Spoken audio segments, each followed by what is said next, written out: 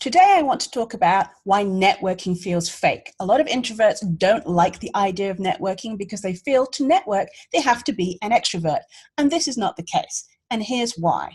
One, I'm sure you have friends and you have networked to gain these friends. So the way that you can overcome this idea that networking feels fake is figure out your ideal method of communication.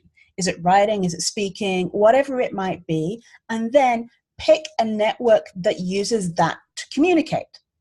And then you'll find networking far easier. And don't pick like 3 or 4 different things and places to be. Just pick one and concentrate on that for a month or 2 months, and you'll see a difference in the results that you get.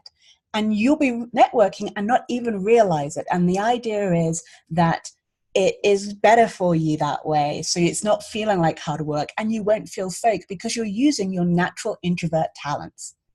So this is Janice. I am the Career Introvert, and I look forward to helping you grow your career with your introversion.